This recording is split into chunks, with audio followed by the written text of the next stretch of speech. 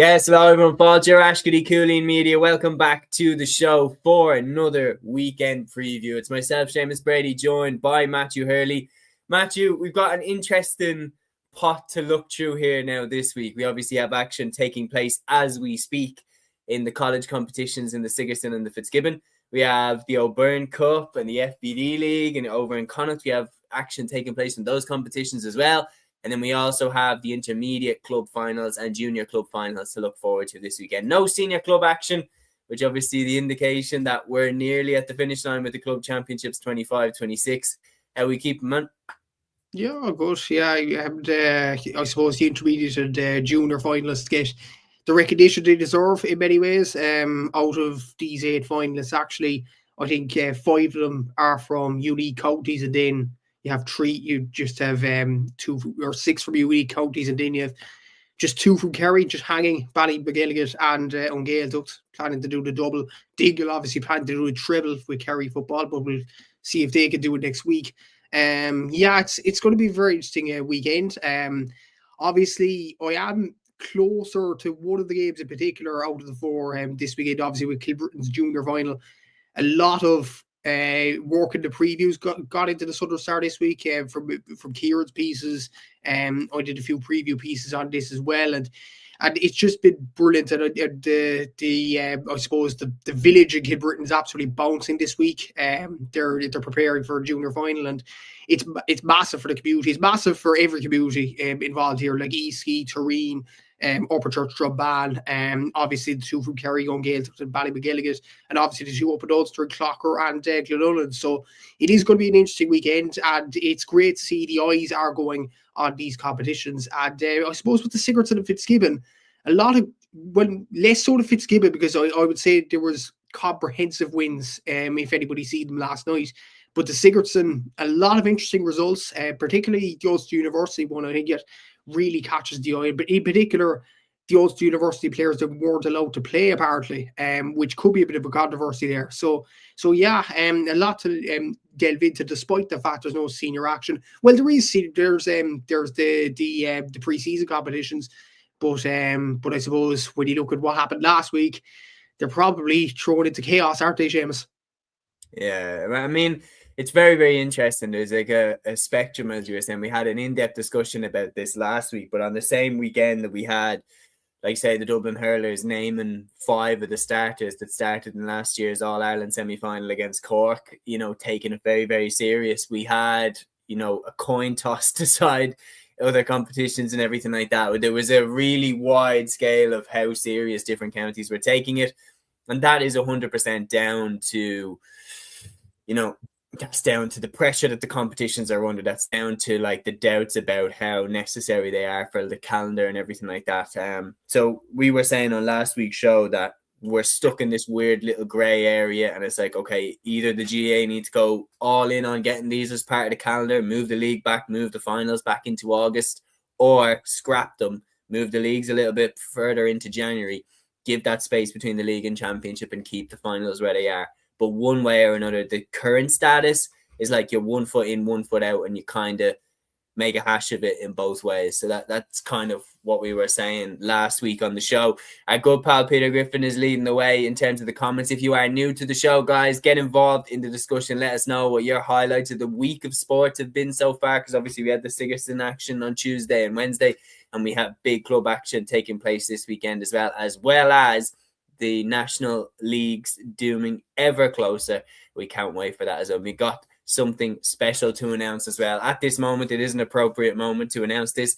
We will be doing a full in-person preview show for the leagues in 2026. Myself, Matthew, Liam and Aaron have found the studio. We've rented it out. We're going to have the full in-person shots. It's going to be a first on the Cúilín Media page, and I absolutely am buzzing for it. Matthew, it's been a long time coming. Myself and yourself, we've done live shows in the studio before, but never for Cúilín Media. So this one's going to be fun. It is, and you mentioned the ones that we did with a sports show, I suppose, with our good friend Dan Casey. That was a lot of crack, I would say. A lot more viewer, maybe a lot more hate, I'll put it that way, going towards us. But I suppose this is a new venture. It is great to to have this in particular before the league season does kick off. And a lot of, I would say, a lot of interesting calls to make when you look at how the league is going to shape up with hurling, obviously the NGFA, and obviously with men's football as well coming around the corner very, very quickly. It is going to be interesting to see how all of us predict the league this year. So yeah, looking forward to that. Yeah, I'm absolutely buzzing for it, man. I can't wait. Peter saying, hey lads, after the fallout from last weekend's cancelled games, Westmeath GAA went on a bit of a legal crusade with a big statement. Kilkenny County Board replying in kind, just farcical now. One assertion is that Kilkenny would have played a Lee McCarthy County on that Astro pitch in Lomans. I don't agree with that. I like my first reaction to it when I heard it when Derek Ling refused to let the Kilkenny team play because they were warming up in a car park. My immediate reaction was fair enough. Like, I don't see any problem with that.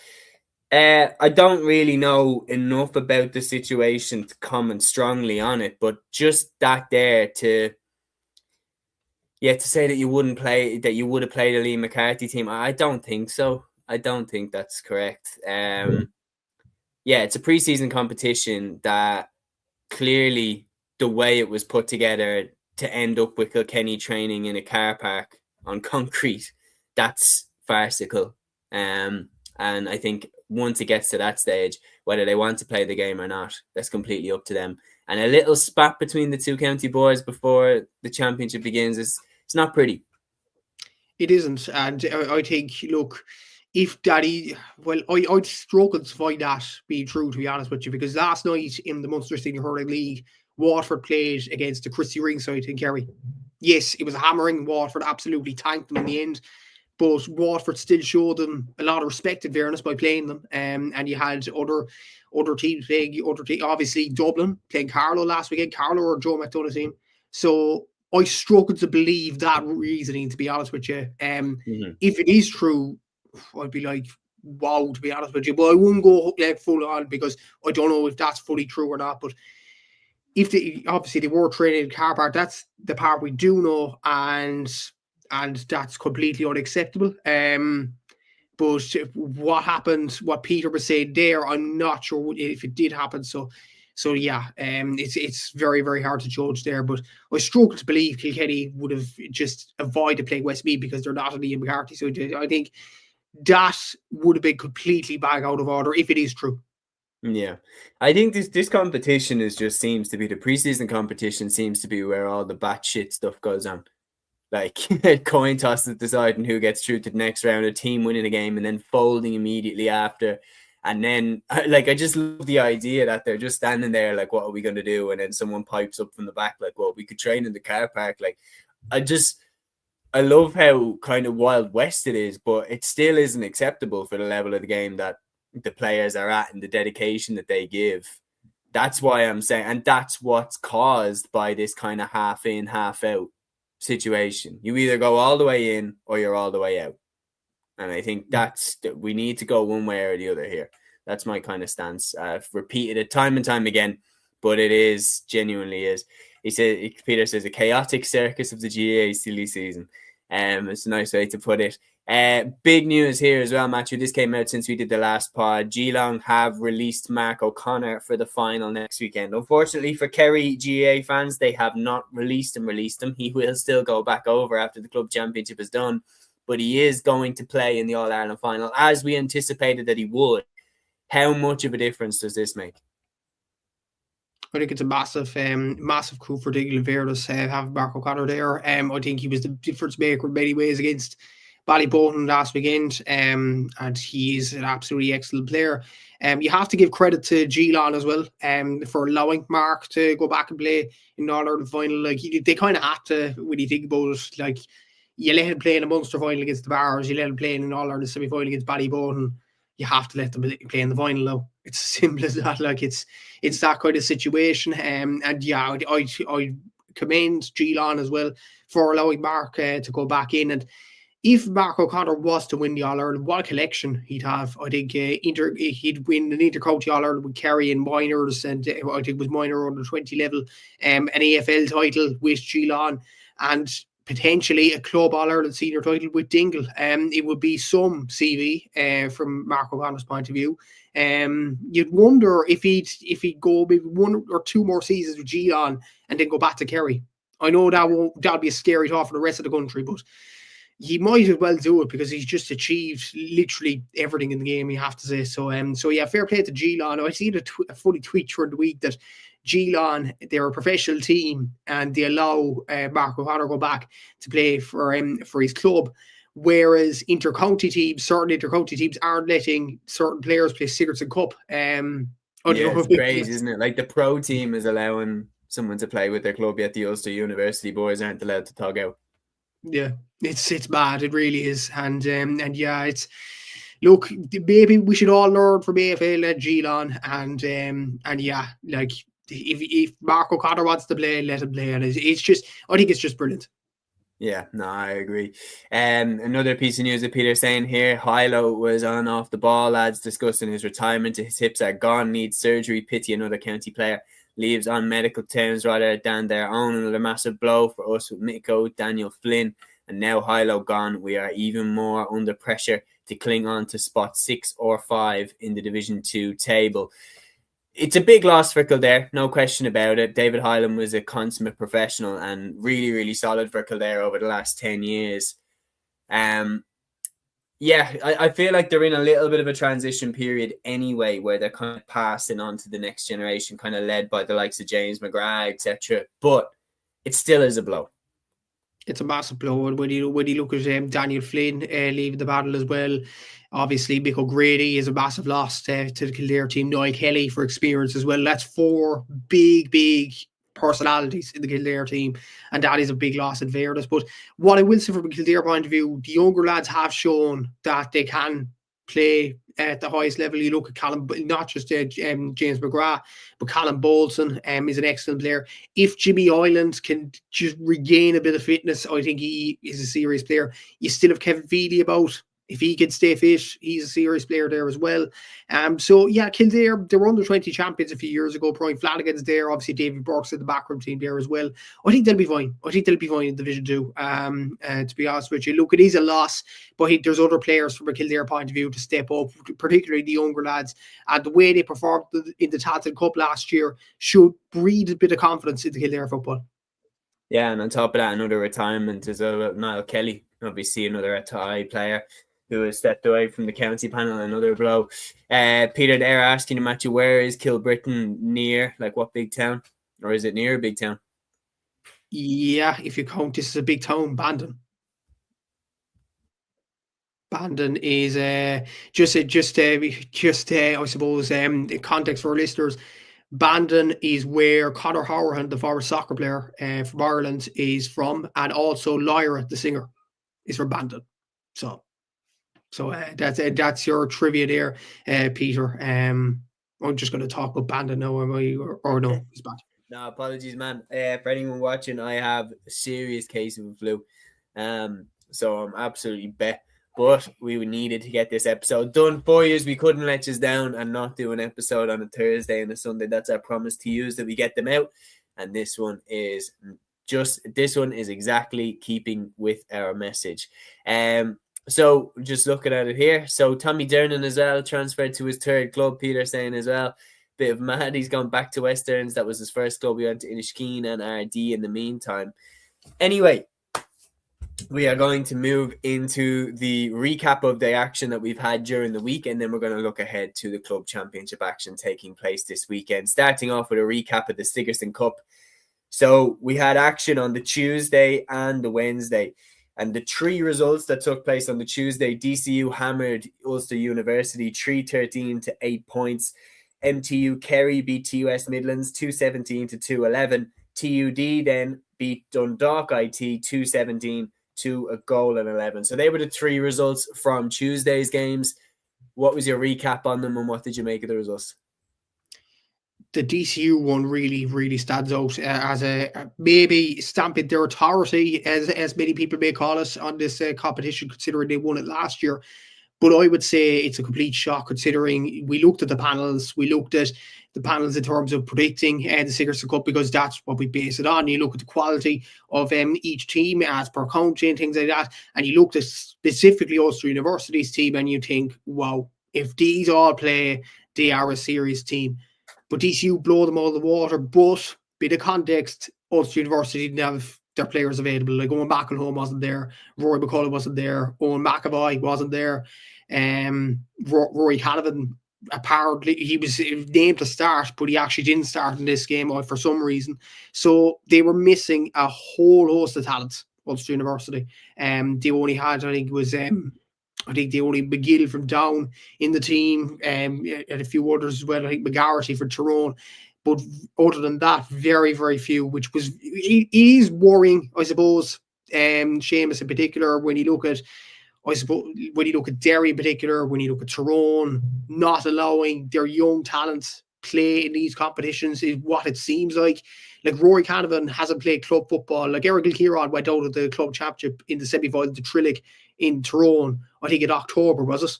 So, so like he should have had ample time to prepare and get ready for this Sigerson Cup.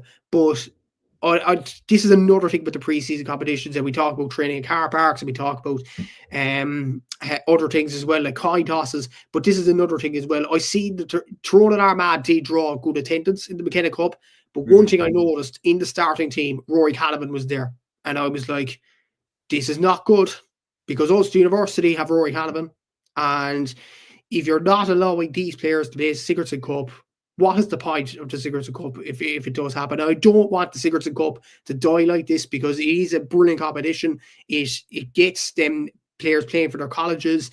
It's part of the college experience in many ways, Seamus. Both of us have been to college. Yeah. It just brings kind of a group of pals together, and it's just a brilliant competition. Whereas when you look at the pre-season competition, I know Ulster take the McKenna Cup seriously, more seriously than many other counties. But at the end of the day, Seamus, it's a pre-season competition. It's not going to matter at the end of the day. What's going to matter for Tyrone is winning the All-Ireland, potentially getting out of Division 2. That's what matters to Tyrone, surely, not the McKenna Cup. So you'd have to question Tyrone there, why they played Rory Canavan against Armagh and didn't allow him play against DCU during the week. Owen McElhone, why didn't he play? Rory McCullough, why didn't he play? Like it's just puzzling, I would say, from their point of view, Seamus. You had other players as well, like Kieran Daly was another Tyrone player, didn't play. Like it's just, I don't know, it's very, very concerning. But back to the positives, Jack Tumulty from Roscommon had a very good performance in this one, 1-4 for play. Luke Barrett from Sligo came off the bench and got 1-2 for DCU, very good performance from him. And the two Dubs in Larkin O'Dell got 3 points for play, and Conor Dolan got a goal. So a really, really good performance by both of them, and a brilliant performance by DCU to open their campaign. MTU Kerry beat T West Midlands. It was a good win for them as well. Two Kerry boys stood out, and Keith Evans with 1-4, Darragh O'Connor with 1-3. Shout out as well to a Cork guy for Buttevant, David Hadlin, he got 3 points from play as well, excellent performance. And even for TOS Midlands, you had Matthew Whitaker of Westmeath scored 1-5, I think 1-4 from play, which is very, very impressive from him. And then TU Dublin against Dundalk IT. I was here, Dundalk IT had a man sent off in the first half, which was quite a shame. In all honesty, Dundalk IT won the Trench Cup last year. They would have got into this competition with a lot of confidence, but TU Dublin turned it around in the second half with key performance. Jordan Morris had a good performance, obviously. Jamie Murphy from Meath as well. Stephen Moody had a good performance. He's a Monaghan footballer. So look, good performance there from TU Dublin, but they were kind of lucky that the red card did happen in the first half for DKIT. But I think the main story is just the exodus of Ulster University players, which is a shame, to be honest with you. There must be a huge struggle going on behind the scenes between the counties and Ulster University themselves, because obviously Ulster University, by picking them in the panel, they obviously have intentions of getting them on the pitch. They obviously have intentions of playing them. And obviously the counties are stepping in and saying that, you know, you're not allowed to play them and stuff like that, or telling the boys themselves that you're not allowed to play. There was an instance, well, I remember it was a couple of years ago, or was it last year, that Conor Glass was down on the list to play for Ulster University, and then he didn't play a minute in the competition. Like, it's really weird. There's clearly some sort of clash between the counties, particularly it seems to be Tyrone and Derry over the last couple of years, that their players just don't play for us university, even when they're named in the panel. And yeah, like I get that the McKenna Cup has taken a lot more serious up in Ulster, and you cannot deny the crowds that turned up, the 7,500 that turned up for the first round in the McKenna Cup. Like, that's a serious turnout for this time of year. But that again goes back to what I'm saying, that like we should give a competition the spotlight at this time of year. We should, in my opinion, it should be Sigerson should be in the final stages now. We should run the group stages in November, then during the week, and then we should run the final stages in January, with GAA week as the last week in January, where the finals take place in Croke Park. Because you remember when we were in college, you had Rag Week, you had Freshers Week. The GAA finals weren't a GAA week, and I was in like DCU, which was such a sports-based college, but there wasn't really that much done around the finals. Like it wasn't impossible for you to not know about the finals. Do you know what I mean? It wasn't impossible for you to not even know the TCU are in them, and it should be everywhere. Like if we want to push that, it should be everywhere. The college competitions has such potential to be a huge competition, and I don't know, clearly there's an issue in terms of that. But maybe we'll discuss that another day. My thing would be the Sigerson finals take precedence during the week, and then the preseason competitions start in February. That's the way that I would be moving with it. And January is like the training month. They'd still be running, challenge matches and stuff like that, but it's a little bit harder to justify stopping a player from playing in the college competitions if it's just for challenge games and you have the league right around the corner. Peter says, agree, the unis need to do more really to promote and highlight the Sigerson and Fitzgibbon. I do agree. A GA week sounds class. Yeah, that would be unreal. Like I would have absolutely loved that. Imagine like buses going from the college down to Croke Park. Like imagine if Ulster University, when they're in the Sigerson final, got buses down to Dublin for the day, like, and anybody who wanted to be part of it could, book onto the bus, and imagine one massive college weekend up in Dublin or something if they win. That would have been unbelievable. But anyway, that's the Tuesday. Moving on then to the Wednesday in the Sigerson Cup, continuing our little recap of it. We had 5 games from the Sigerson on the Wednesday. We had UL, who beat MTU Cork by 17 points to a goal and 9. And then UCC beat ATU Sligo 318 to 15 points. Maynooth beat St. Mary's by 122 to 120. Queen's beat University of Galway 114 to 11 points, while UCD beat ATU Galway by 312 to 10 points. And you put up the recap of this on the Cúilín Media and Gaelic Statsman Instagram pages. So if you're watching and you don't follow, do check them out. It's across all social media platforms under the same name, at Cúilín Media and at Gaelic Statsman. Matthew, on the Wednesday games, which ones stood out to you? What details stood out to you as well? UL beating MTU Cork, it was a good game when you looked at it that way. Mayo's Frank Urban got 5 points, 4 for play. Cathal Keaveney also from Mayo really, really impressed off the bench with 3 points. I thought Charlie King was very good from a UL point of view. He seemed very good. He is a very good player from a Tipperary point of view with underage as well, and he will be an impressive player for UL. I suppose this is something for, I suppose, from a post kind of standpoint.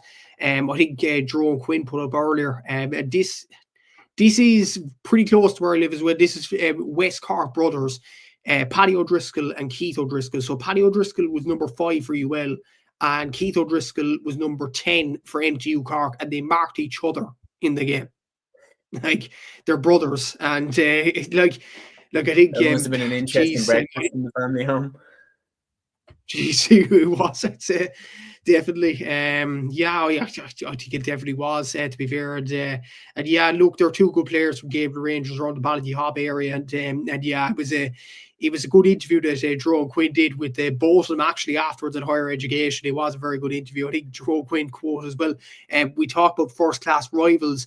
It's going to be first class families here, because like, this is unreal. You wouldn't have seen that. But look, that's another special thing about college competitions, isn't it? You get these kind of stories that you wouldn't get anywhere else, and it's just brilliant, to be fair.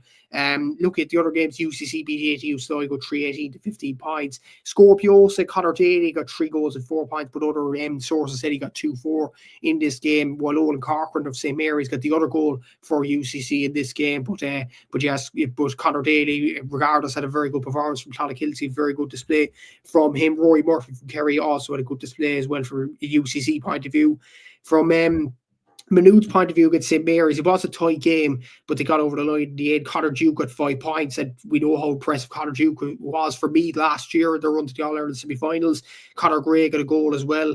Owen Cully from Kildare got 4 points. Harry Plunkett from Offaly got 5 points as well. I'm sure Liam will tell us all we need to know about this guy. He seems a good player, I have to say. It was a good win from a Maynooth point of view there. Queen's beating University of Galway. One player that really stood out in this one, Anton Tohel, that's Anthony Tohel's son. He's part of the Derry panel. He played AFL. I'd imagine Kieran Mina has to play him more now, especially with Kieran McFall leaving the Derry panel. I think he has to step up a bit more for Derry this year. He's a very, very good player. He got 1-1 in this game. And then UCD beating ATU Galway. And ironically, 2 of the UCD goals came from Mayo men, Niall Hurley and Dara Riley. Mayo boys going to college in Dublin. Who would have known? It's common. DCU as well. DCU as well was full of Mayo people when I was in college. They're great crowd, great crack. Definitely. And to be fair, UCD, the starting team they had is very, very good as well. When you look at their standout performers other than the Mayo boys, you Peter Duffy of Cúilín from midfield, he got the other goal in this one. And then Callum Bolton of Kildare, who we mentioned earlier on the podcast, from a Kildare point of view, and Leitrim's Paul Honeyman, who's a very good underage player for Leitrim as well. So UCD seem to have a good team there. But some interesting results there. I think the UL one probably stands out, and considering Ulster University lost the first game and there's kind of a disconnect between themselves and your county sides, could UL be a dark horse in this competition? I think they definitely could, especially then I seen that post about the team that they had in the Fitzgibbon Cup in 2018, and you look down the list and it's Tony Kelly, Sean Finn, Kyle Hayes. I think it was the most ridiculous stacked. John McGrath was on it as well. Like, it was the most ridiculously stacked college team I've ever seen. Peter says awkward breakfast in that table in that house. Put the 2 brothers. Jerome Kind does great coverage of the colleges and the LGFA. He absolutely does, and he's a gentleman. On top of that, like, I've had the pleasure of meeting him. He's a great guy. Peter says, I think Johnny Doyle is still managing Maynooth. Is there nothing Johnny Doyle can't do? I mean, the fella literally just ages like a fine wine. But yeah, we have further action taking place in the competition tonight. Just for anybody, the results will definitely be in by the time that you are finished watching this episode. But basically tonight, the Walsh Cup quarterfinal sees Wexford face Dublin and Owlet to Ballot at 7:30. That one through in at the Walsh Cup Shield quarterfinal saw Laois go Carlow and Stradbally, and then in the Fitzgibbon Cup, UCC took on MTU Cork, and University of Galway faced UCD in Dangan at 7:30. So those 4 games all through in at roughly 7:30, and they are probably over by the time that you're watching this, but we don't have the official results yet, so we can't quite comment on them. But anyway, we are going to move on now and preview the massive action that we have from the club championships this weekend. Starting off, Matthew, with the All-Ireland Intermediate Football Club Championship final on Gaeltacht, going up against Glenullen. So Kerry against Derry in this final, Sunday at 3:30 p.m. in Croke Park. This one's going to be good. Yeah, it seems to be a decent enough game to be fair. Like, Gaeltachts have had a very good run to this stage, obviously from the Kerry Intermediate final against Fossa, beating them. Obviously dealing with David Clifford well. Bruno Biogley had a good game in that one. And then in the Munster Championship, the way they dominated Bullock in that Munster final, and then the dramatics of the semi-final against Salins to win that game after extra time, thanks to Eno Crahor's late 2-pointed free. It's an interesting game, and Gaeltacht have a lot of, I would say, recognisable, I wouldn't say players, but a lot of recognisable names maybe, like Cathal Biogley, Rory Biogley, Bruno Biogley is definitely known, obviously. being an all-star from Kerry. Ian Walsh, obviously an All-Ireland winner with Cork in 2010, and has performed pretty well this season for Gaeltacht under his new name, Ian Brannock, I think it is. So he's really, really done well as well. And obviously Ian O'Crohor, who is capable of a two-pointer, as we've seen last weekend in that game against Salads. When you look at Glenullen, it's quite a, I would say, would you argue Gaeltacht probably are a younger, I know Ian Walsh is there, but would Gaeltacht be a younger team than Glenullen? Like, you look at Glenullen, one of their main players, Owen Bradley, is nearing 40 years of age. I don't think, he's still doing the business, man. He's absolutely defying Father Time. Like, he looks really, really good. It's kind of similar, like, with Aidan Walsh surely isn't. Aidan Walsh, I remember he won Young Footballer of the Year in 2010, didn't he? When Cork won the All-Ireland. He was Young Footballer of the Year that year. So he would have been, roughly 21 at that time. So I think, he'd probably be 35, 36 now. Yeah. So, he's definitely in the twilight of his career, but he's not, he's not 40, his 40s yet. So, and he's still very much doing a job for Gaeltacht. Brino Bjuglik looks immense at this level. Like, there's no question about it. Definitely, I would say, even more so in the intermediate championship and in the junior championship, is like, because you get players that are like inter-county all-stars, they can absolutely be the be-all and end-all now. Like, you've got clubs at the senior level, like, even you point to like Kilcoo and stuff like that, who haven't always had, players that would start for any team in the country, but they have 15 fantastic players. They have 15 really, really, really good players that, even if they come up against a club that has some absolute world beaters in the team, but not as strong of a starting 15, Kilcoo have usually come out on top. Whereas I feel like Brino Bjuglik, Aidan Walsh, and Ian O'Crohor, they could make the difference. And Owen Bradley could make the difference for Glenullen in this game. Like, the margins will be even tighter between these two. And then on top of that, Peter saying here, Paddy O'Shea's son playing. I mean, again, the legacy there to be carrying. Like, there's nobody in Gaeltacht who has a bigger legacy than Paddy O'Shea. Like, that was in his beautiful documentary, where I think it was Micheál O'Muir-Hertig, the great Micheál O'Muir-Hertig, who said, when someone called him and said Ta'ari Imeha, which just translates to our king has left us, or our king is gone. And then he knew exactly who they were talking about. Like, they were talking about Paddy, who was taken from us tragically way too soon.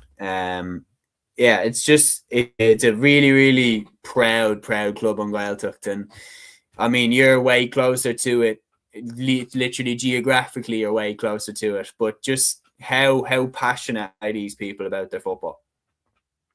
They seem to be very passionate. I wouldn't say close geographically now, like Gaeltacht, Dingle, around that area is very, very far. You're closer than me anyway. You're closer than me.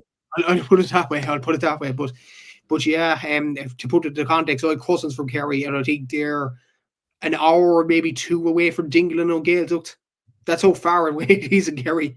I'll put it that way. It's right on the coast. It's a lovely area, obviously. It is a lovely area, to be fair. But yeah, they live and breed football around there. They obviously have a thing that's kind of, would I say, I might say this might be a bit disrespectful, I suppose, to yourself, obviously, Seamus, and the other Gael goers. It will probably be a bit unique in a way. They actually speak to each other in Irish during training, apparently, this Gaeltacht team. Other than Ian Walsh, who doesn't speak a word of Irish, apparently. That's what he says in interviews. That probably is unique, to be honest. It's quite cool, isn't it? It's really, really cool. Like genuinely, because when I was when I worked at the Comórtas Pelin na Gaeltachta with TG Cahir over the summer, and it was my first time being at a competition where all the teams were speaking in Irish to each other out on the field. Like, it was pretty cool to see. There was one team, I won't name who, but there was one team that didn't really have that much Irish, but the rest were all Lífás Gaeilge. And it was a very, very different experience in terms of, like, because you go up to people at the end maybe to do an interview for social media bits, behind the scenes bits, stuff like that. And you know, at the time, you know, you'd be asking like, ain't chance will go, and you didn't even have to ask. They all had Irish. Like every single one of them had Irish. And I tell you what, if you want to have a good weekend, come out to Spell and Gaeltacht. There's some crack at it. Like the minute the game's over, it's everybody's out having a good time. And yeah, no, it's great fun. Peter here says Aidan was chatting to Wooly and he was saying the WhatsApp group is Oscailga and he has to use Google Translate.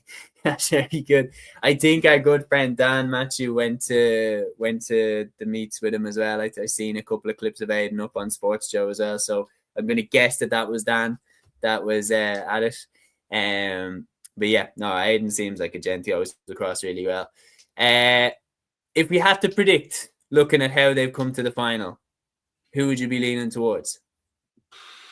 You'd probably go towards Gaeltacht, but to be fair, like Glenullen had a very good win against Strokestown last week. Owen Bradley got 2 points, but when you look at the other main scores, Roy McNichol got 2 goals and 1 point from play. You would imagine, considering that performance in the semi-final, Gaeltacht will have to come up with a plan to try and stop him. But then again, I think Brino Bjogli was missing last week against Salins, if memory serves me correctly.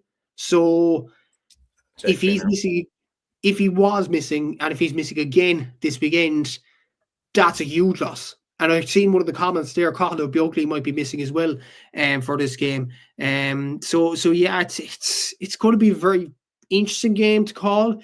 I think Gaeltacht have beaten probably better teams on their run. The likes of Castle Island Desmonds, the likes of Killarney Legion, of course, Fossa with the likes of the Cliffords. Ahabulloch would be a decent enough side there as well. And Salins with the players they have, the likes of Luke Killian and Dalton and all them players are very serious for Kildare as well. So you would argue, I would say Gaeltacht have played tougher opposition than Glenullen, I'll be honest with you. So for that reason, I'm going to stick with Gaeltacht, but I think the injuries, depending on how many there are, it could be a factor. We don't know though, but it could be a factor in this game. But I'm going to stick with Gaeltacht. Yeah, thanks to Owen O'Connell there coming in. I found it in the match report there. Brian came on with 20 minutes to go. Like, there's no doubt he's a key difference maker. I have to be honest. I didn't fancy Gaeltacht. I didn't fancy Glenullen to get past Strokestown. I genuinely looked at it and thought Strokestown, Roscommon senior champions a couple of years ago, a very, very difficult Roscommon championship to win. You've got Porrick McPherson in there. You've got St. Bridget's in there. Really, really strong teams. And Strokestown managed to come out on top. I was looking at them in the intermediate championship and I genuinely was thinking, what the hell happened here? Like, how have they ended up here? But I was expecting to see them bounce back, and it's an incredible win for Glenullen to win the Ulster Championship as well. Owen Bradley still doing the business. I'm shading it to Gaeltacht. I think the battle that they had against Salins, yeah, there was the controversy around the free and everything like that, and it was very Dingle-esque. Sorry to bring it up again, actually, but yeah, there was it was very Dingle-esque with that late free, but the way that Aino Crahur nailed it was absolutely sensational. And the commentary on TG4 when he got it was epic as well. I absolutely loved it. I'm going on Gaeltacht by, I'm going to say 3 points for Gaeltacht. Shane here saying football and the Irish language are everything behind there. I'm from North Kerry and it's an hour and a half to Gallerus on Gaeltacht's pitch. Yeah, no, I've been down to Gaeltacht, like Gaelgogum. So I've been around to the different Gaeltachts around the country, and it's just a beautiful part of the world. Like, there's no other way to put it. It genuinely is like sunny southwest for a reason. But anyway, Peter says here, I hope Flano calls in. Salins is Keane Grimes. He had a super season for club. Absolutely. He looked absolutely brilliant. We are going to now move on to the All-Ireland Junior Football Championship Club Final. BallymacElligott taking on Clocker Era Og Sunday at 1:30 in Croke Park. Tasty one, this one. Is it Kerry going up against Tyrone? It is, and I suppose like BallymacElligott, like Gaeltacht, it could be up against an Ulster team, and probably coming into this game as favourites, I would say, simply because they're from Kerry, they play some excellent football. And I did watch BallymacElligott against Buttevant in the junior Munster final, and I will say I was impressed by Butterman's performance against St. Nick's in the Cork Premier Junior Football Championship final. But then when I see Ballymcgilligan come up against Butterman, I was like, this team is very, very impressive. They have probably players, I would say, they're less known than O'Gaeltucht. And that's not a surprise because Ballymcgilligan are junior side and O'Gaeltucht intermediate, obviously. But they play football so, so well. I think they are a very, very good side in fairness. They do have some decent, like Niall Collins has played, I think, a few underage games for Kerry and a few schools games for Kerry. And every time I've seen this guy play, I've been very, very impressed with him. Adam Sheehy had a very good performance in the semi-final as well as that. You had Dar Broderick, Ian Breen, Donald Daly, Jack Joy, Martin McKeevergan, Keevergan, I think is how you pronounce that. So I think Ballymcgilligan have some decent enough players in the team. And the way they beat Grange Alva in the semi-final, it was 213 to 16 points. They beat them by a goal in the end. But they were very, very impressive in that win. And I suppose they've been driving, I would say it's been an emotional season for Ballymcgilligan, obviously with the passing, as we mentioned in the past few weeks, of Luke Sills, and obviously God rest him. And Ballymcgilligan have been on this run and doing every game really for Luke, and it's just been an unbelievable run from a Ballymcgilligan point of view. For Clocker Oak, they beat Kiltoyma 213 to 9 points in the semi-final, and a serious performer in that game in the semi-final was Kieran Bogue. He got 2-5, 2-4 from play. So again, I think Ballymcgilligan need to keep their tabs on this guy, considering his performance in the semi-final. You've Roy McCaughey there, who got 5 points in the semi-final. Rory McIlroy as well. Not Rory McIlroy, the golfer, obviously. Rory McIlroy, the player from Clocker. And it's a different spelling as well. It's not an I, it's an E. So yeah, that will distinguish it. Connor Shields as well is a very good player from a Clocker. Point of view. And I suppose, like, I remember junior final a few years ago, it was Fossa against, I forget the name of the Tyrone team. And remember when Paddy Clifford and David Clifford was, shirt was torn everywhere, and the Tyrone boys were giving it to him, and then Paddy Clifford with the speech at the very end in Crow Park. That was Kerry against Tyrone that day. So I suppose with these the two clubs being from those counties, I think you get potentially a lot of fisticuffs. We'll have to see what happens at the weekend, but yeah, I think we're in for tasty enough encounter. That was the speech, wasn't it, where Paddy basically said, "Oh, I don't know how I got a red card," and all this, like, in his speech. That was the one. I was like, that was one of the funniest speeches I've heard. Like, Shane says here, we have a couple of comments in about the game from Gaeltacht. He says Darrell Kinnaid's emotion after last weekend's game shows how much it means to them, and hopefully we'll have another full speech Oscailga on Sunday. And Owen says on Gaeltacht, they're a serious intermediate side. They have so much experience. Fancy them, but should be a great final. There's no question about it. Kerry stand at the door of an incredible achievement. Like, if their three clubs win the All-Ireland title, starting with the two that are going up this weekend in Ballymcgilligan and, of course, on Gaeltacht. Like, it was a couple of years ago where Ulster seemed to be winning everything. They won the FRC trial games when the provinces went up against each other. Tyrone were mopping up at under 20 and at minor level. And then, of course, the success at senior level, especially in the club championship with Glen winning the club championship, etc., etc. If Kerry on their own keep mopping up these competitions, I think that's even more impressive, Matthew. It is, to be fair, and yeah, they seem to be getting a grasp of these new rules, don't they? Yeah, it's seriously impressive what they're doing at the moment. To be fair, I did probably worry more for Ballymcgilligan in the junior championship, considering the gradings are kind of degrading, if that's the word, for the junior grades at this particular moment in time, because the senior sides have to increase eventually. I think they have to increase. I was talking to Kerry going the other day, they have to increase to 12 or something. So that might have a knock-on effect in the next years for junior. And I thought it would already hit Ballymcgilligan, for instance. It doesn't seem to be the case this year. It doesn't seem to affect them at all. So look, they seem to be doing very well with these rules as well. They seem to be dominating in every facet in many ways as well. So yeah, I think Kerry are doing pretty well with these new rules as well. They seem to be enjoying football, and these are sort of rules that would entice good football, in fairness. And I know, I will say it, I know I'm from Cork, and Kerry are the rivals, But I'd rather football this way than when Ulster were winning it. Because when Kerry were winning it, it's good football. It's good on the eye. When Ulster were winning it, that All-Ireland final between Armagh and Galway, Seamus, that was the most boring 60, 70 minutes of my life. And I'll never get back.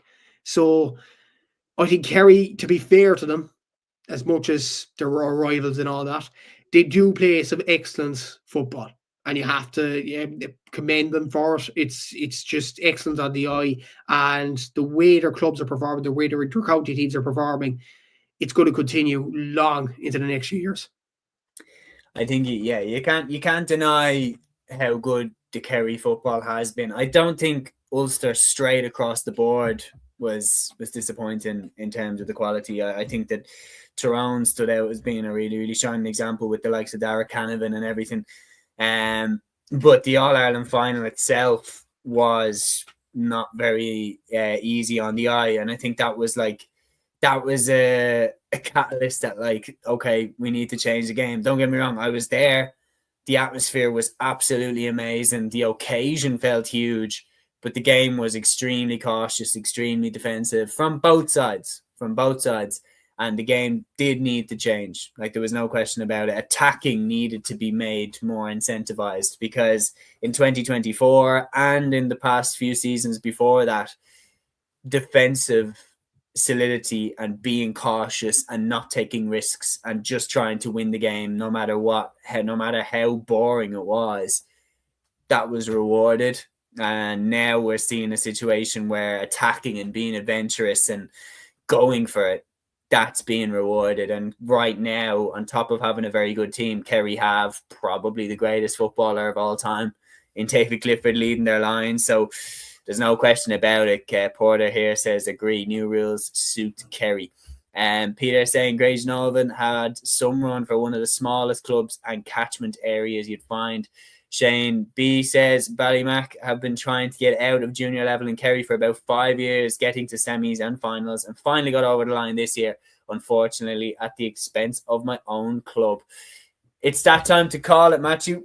Ballymac Elligott or Clocker Era Og? Which one do you think will get over the line in this game? There's a bit of a team here. Ballymac Elligott, I think, will get over the line. I agree with you. Yeah. Sorry, Ulster.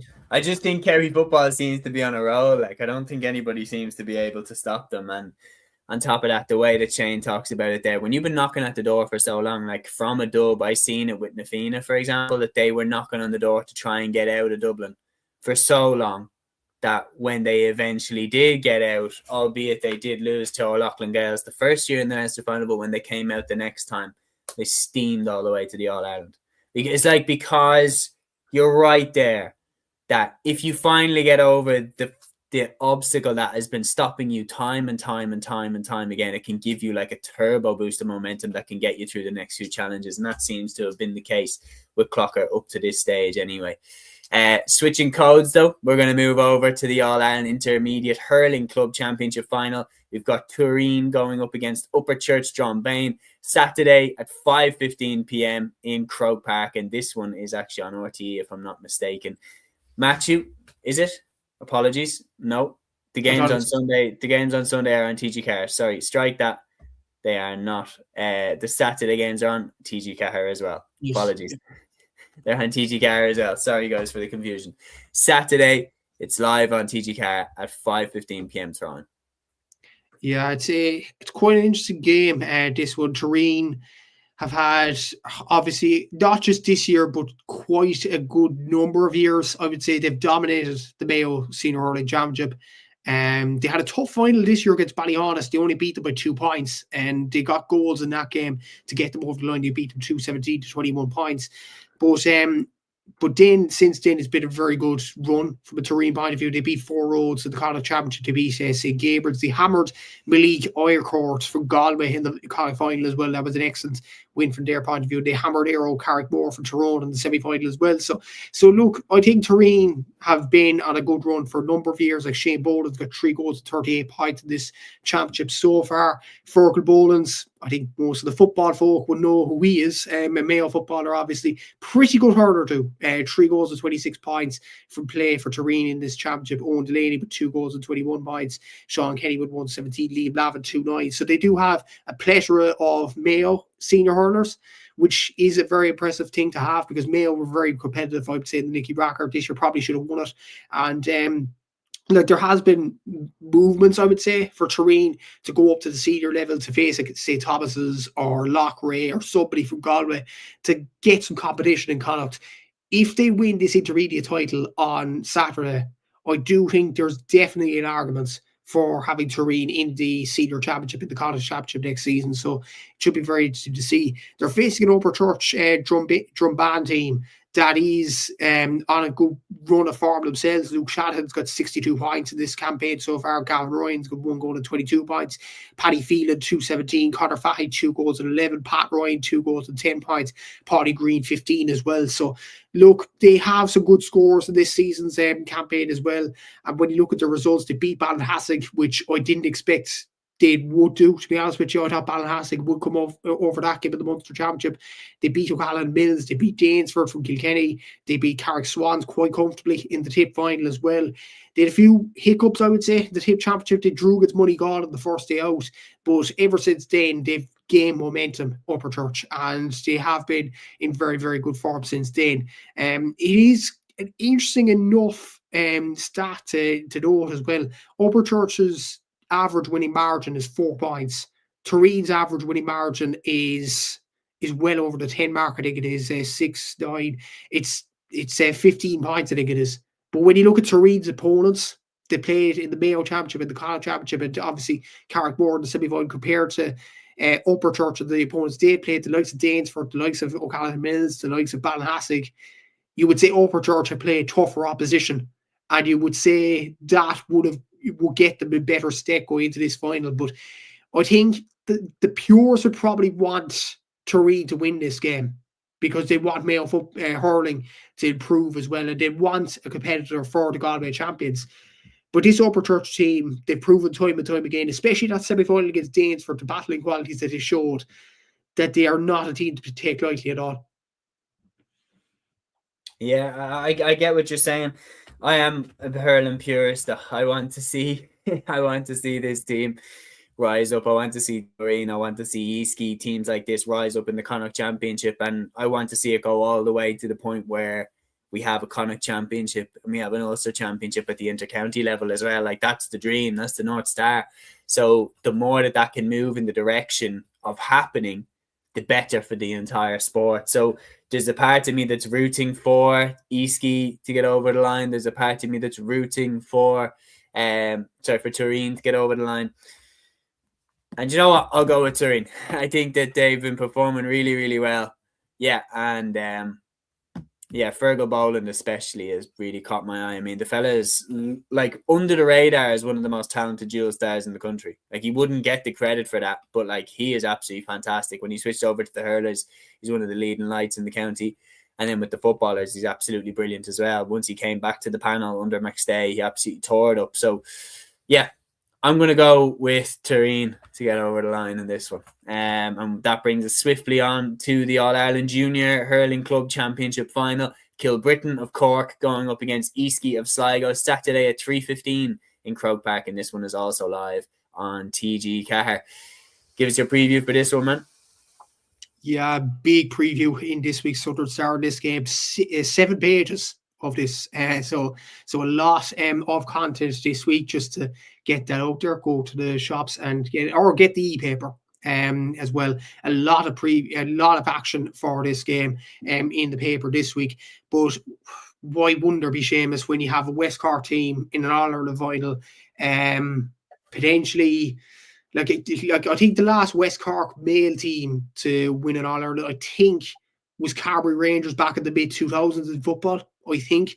So Kilbrittain are trying to bridge a 20-year gap here in terms of West Cork clubs. So it's going to be it's going to be a historic occasion, whoever wins this game. In fairness, like Eastgate have done well themselves in promoting Sligo hurling, to be fair as well.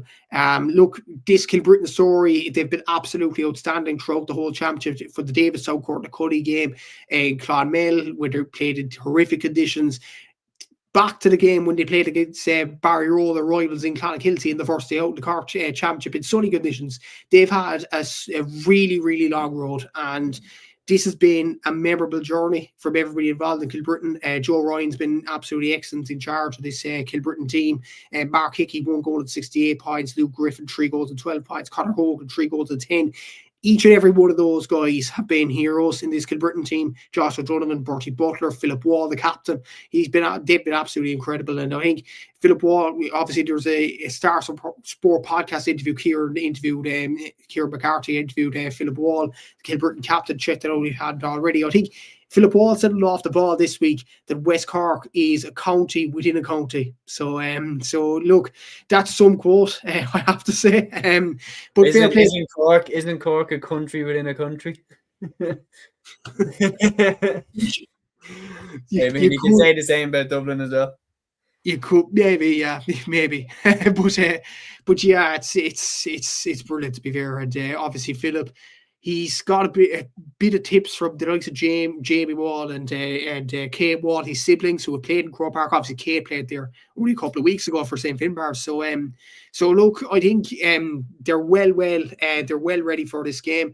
Hopefully, they'll get over the line. The very best of luck to them. It is a massive occasion for Kilbrittain and everybody in the community there. For Eastgate, they have a certain player who's done absolutely incredibly in this championship. In the club championship, Andrew Kilcullen, Sligo Inter-County player, star player for Eastgate. He scored 15 goals and 77 points in this championship. That's incredible. I saw that. I thought it was a typo. I was like, what? I was like, surely Matthews added on a 1 there. Surely it's 5 goals and 15 goals to have at this stage. And the final isn't even over yet. It's ridiculous.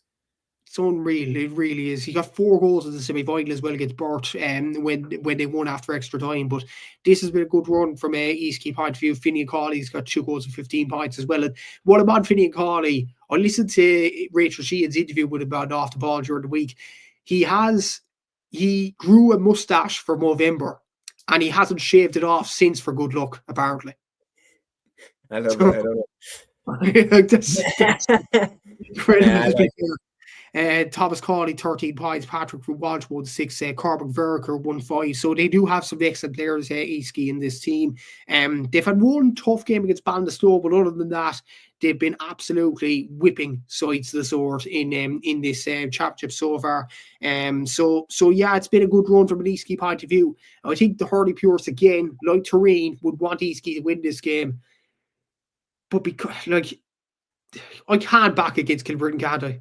Because I'm from near that club.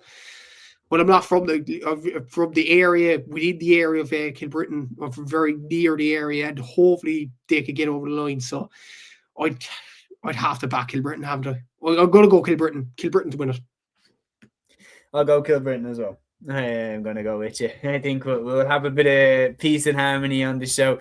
John Doherty says John Doherty 4976. Sorry, he says, I have a feeling Limerick will beat all around them in the hurling in the summer and win back the All-Ireland. That ruthless efficiency and skill and physicality they had from 2018 to 2023 is back. Peter saying they played well last night, blend of youth and experience. Peter says Kilbrittain by 5. And says Porter says that's the greatest Munster team, Limerick, with the manner of that Dublin defeat, and for the first time in a long time, Tip matched them last year. It's a really interesting. They're in a very similar position, I would say, to where Kilkenny were at the beginning of 2014, where Kilkenny had won their All Irelands in the 4 in a row up until 2009, then back to back in 2011, 2012, and then Cork beat them in the qualifiers. I remember in 2013, where Henry Shefflin got sent off. Hoggy had a class game for Cork, I remember, and there was a feeling in that game that was it for that Kilkenny team, that they were done. Like the way that they went out of the championship so early, they fell off the championship at nowhere that year, but then they bounced back and they won the next 2 All-Ireland. So you'd be stupid to write off Limerick given the players that they still have. But they have to, and I'm sure that they have had a long look in the mirror after that Dublin game, because they were so bad that day. Dublin were really, really good as well to turn them over, especially with 14 men. But Limerick, it gave the impression, I remember watching that day, like they were all waiting for someone else to save them. They were all waiting for someone else to do something to save the game. And they just let Dublin, outmuscle them, take the game over, especially in that period where Dublin got 2 goals in quick succession from Cian O'Sullivan and John Heatherton. I don't care though. It's the greatest day in my life as a hurling fan, that win. Or the Leinster title win in 2013 was also one of my favourites. But I just didn't see that coming at all against Limerick. It was one of the great days. But you would be stupid to write them off given where they were. And like Liam Cahill's Tipperary, they were in a much worse position, I would say, this time last year, given the hammering that they got off Cork, and they seem to be absolutely miles away. And yet here they are now, 365 days later as All-Ireland champions. So anything can happen in this game, but that is where we are going to wrap it up. We are just going, before we talk about it quickly, Matthew, is there any other pre-season competition games that you're keeping an eye on this weekend? To be fair, probably from down here, I am going to the game on Sunday between Cork and Limerick in Páirc Uí Rinn. Obviously, Cork beat Tip during the week. A lot of people actually complained about John Cleary's starting 15, I would say, in that game. He played a very strong team, 15 starters more or less from last year. Stephen Sherlock was on the bench, Brian Hurley was on the bench, they all got unleashed against Tip, and they won the game 129 to 10 points. And Tip didn't have much of a team out. So look, but look, I think he's stopping his authority, Cleary. I don't think Cork are stopping their authority on this as well. They play Limerick on Sunday, a game I'm going to. I think they should get over the line that game, and Kerry play against Waterford as well, which I think they'll get over the line that one as well. Now, I think the Kerry footballers want a bit of a revenge for their hurlers after Kerry hurlers got absolutely thumped by Waterford during the week as well.